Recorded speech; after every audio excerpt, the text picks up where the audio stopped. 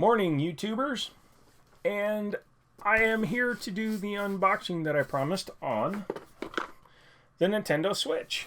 I have the red and blue version. I promised I would do it, however, I was going to originally do a live stream, but I determined that it probably wouldn't be in my best interest to do that because, yes, I probably could have done the live stream, but then any subsequent replays of it would probably get demonetized for a copyright claim of some sort by Nintendo, because I'm sure they're watching like a hawk. And quite frankly, I don't know if they're going to love me after this, but I will preface this video by saying I do like the system. I just think there are a few things wrong with it. So let's get into it. What do you get? Well, when you open the box, I've already taken everything out of the bags and set up the system. Just number one, because we were messing with it in the store, and number two, because I wanted to save time.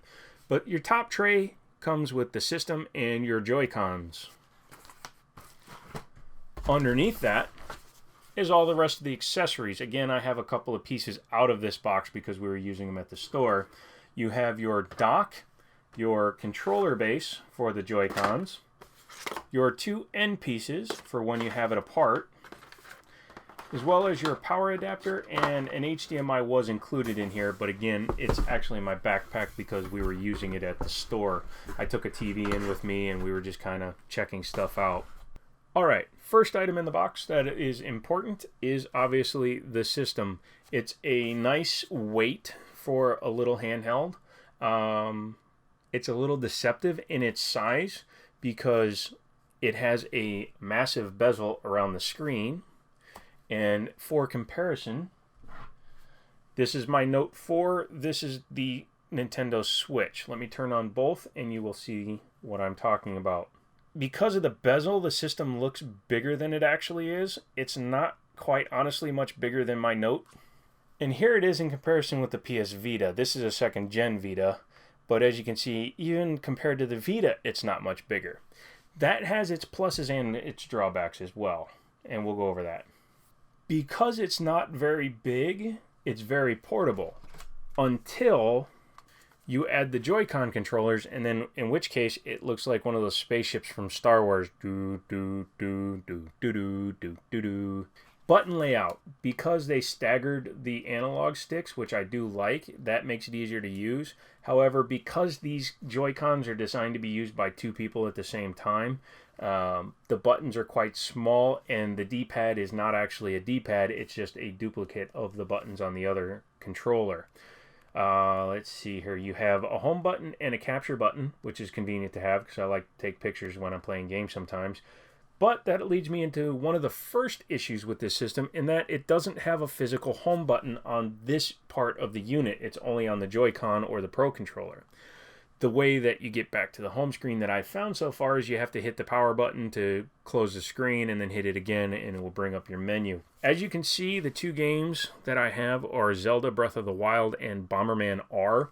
Zelda Breath of the Wild was the one we were playing in the store. However, my friend wanted the standard edition and he allowed me to, well, he's going to pay as much as I paid for the Zelda towards his pre-ordered special edition, and I'm going to pay the rest. So I'm going to get his special edition for a fair price, basically MSRP minus my employee discount. But we played that for a little while. Quite honestly, I wasn't able to get into it very well because I was at the store and it was quite loud. We didn't actually lock up. We were letting people sit inside the building because it was quite cold out, and they were nice kids. Our store only had 3 extra. Now, you had your pre-order period, which was basically a day, and they all got bought up. But Nintendo shipped out at the last minute a bunch of systems to stores. We had 3 extra. And we were telling people immediately, you have to get here as early as you can. Well, 3 guys randomly showed up between 2 and 3 o'clock. 2 and 3 o'clock, okay? These guys sat there for 10 hours waiting to get their system. And because theirs weren't pre-ordered, they had to wait until after midnight to get them. That is dedication. Good for you guys. Next thing. This is your controller that holds the Joy-Cons when you want to use it as a actual controller. Due to necessity and the design of the Joy-Cons, it's a little thin in profile, but it doesn't feel too bad. Where some disappointment does come in are these things, the end caps. Is that what you want to call them, Joe? Yes, that is what you want to call them, Joe. And one thing I learned the hard way is that that sign corresponds to the symbol on the end cap, of course. If I had, looked at it closer when I was unboxing it, I would have realized that, so that you can actually get it hooked up the right way. Now, all you have to do is just turn it to put it on the other side, but I didn't realize that. So I had put them on, and here's another thing, and PlayStation ran into this with the first release of the Vita. You can actually put the end piece on the wrong way, in which case you have to force it off. I thought I had broken mine immediately after buying it, which would have been quite sad. Using the controller like this, unless you really like your friends, I think is going to suck. No offense, guys. Again, I'm just giving you my honest opinion. So the power adapter is just a regular power adapter. However, they did give it a pretty long power cord, which I like. Last thing in the box is your dock. The cradle, whatever you want to call it.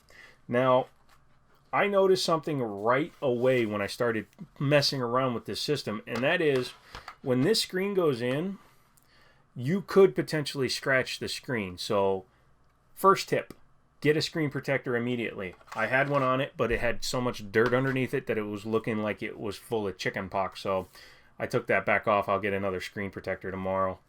But the guides, I guess that's what we'll call them, that are sitting in the inside here, I don't know how well you can see that. Maybe that's a better angle.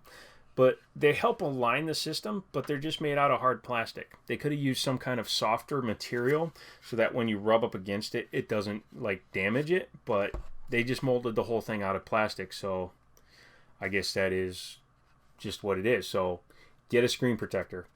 It is a little bit light. No way around that. It's light.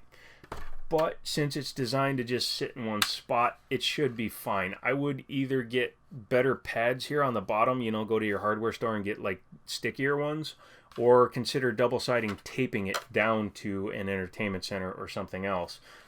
Use something that's easy to remove, I would say. But inside the back here, you have a slot for the AC adapter, the HDMI, and you have a 3.0 USB in there. So I would plug anything you really need to into that port for USB. On the outside, you have two USB 2.0 ports. And obviously, you can plug in your controllers or whatnot into those ports. I know you're probably sitting there going, why is he bagging on the system? In total, I'm not. I actually think it's an okay system. But for the price point, I think they could have done a little bit more to make it worthy of $300. The dock is a little bit cheap. The Joy-Cons feel a little bit cheap. It has the whiff of cheapness to it, and it could potentially be that they were rushed to come out with the system and they just released it without investing a little bit more time into it. Or it could also be, and this is kind of what I've been thinking forever, and correct me if I'm wrong, but this almost seems like it was going to be a replacement for the 3DS. They were just going to go to a tablet style, here's your games, all that stuff, and just have it be a portable system. But at the last minute, they realized that it was too close to time to release a new system. So rather than do that, they just released this as a system, which is kind of where I come from in terms of thinking.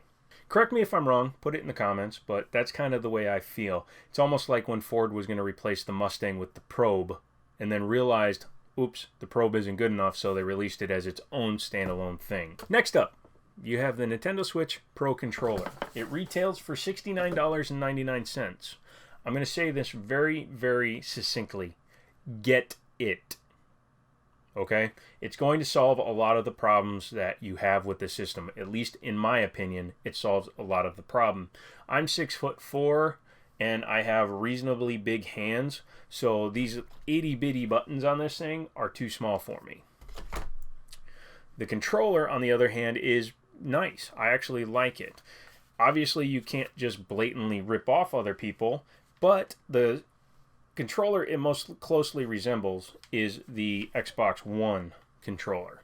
As you can see, they have similar design language, similar angles on the controls, and they both have staggered D-sticks.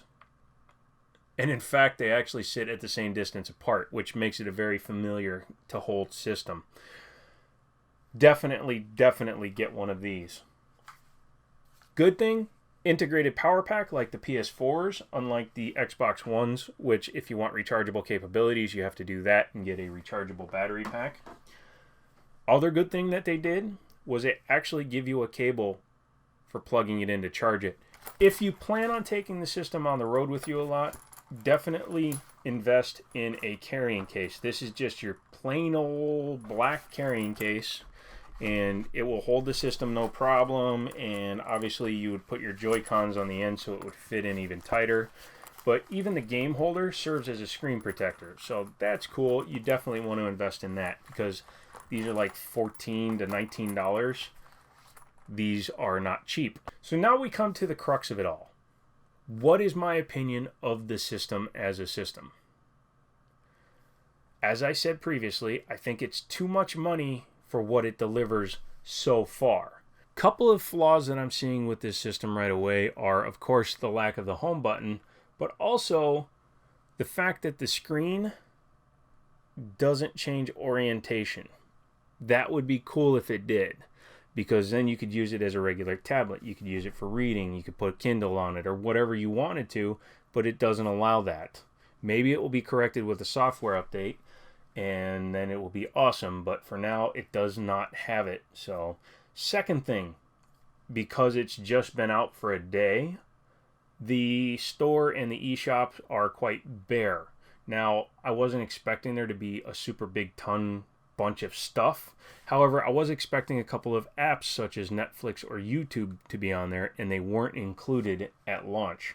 So we'll see what happens when Nintendo does its first major update for the system. Until then, I think it's a novel idea. I think it will sell very well, and I think people will definitely enjoy it. What am I going to do with it? I will definitely play it for a while. I'll play the games as they come out, but I'm a collector. I'm not a collector second, video gamer first.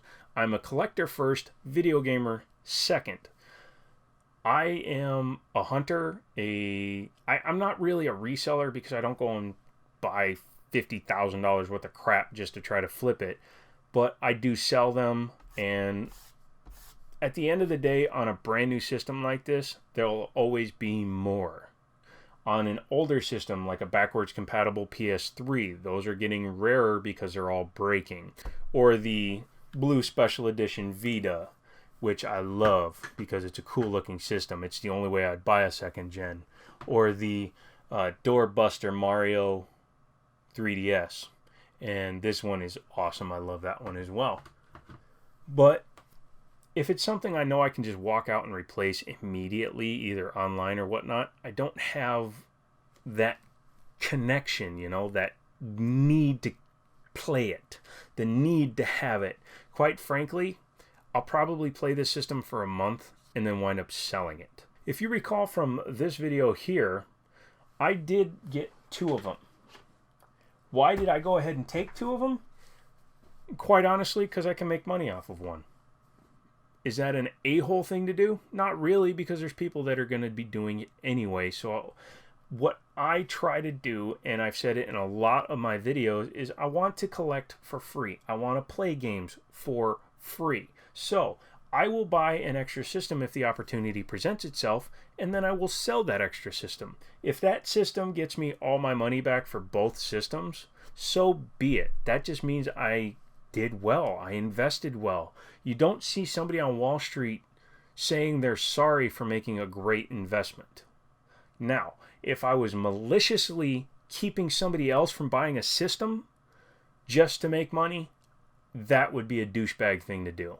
That's about it. If you have any comments, leave them down below. If you have any questions, leave them down below.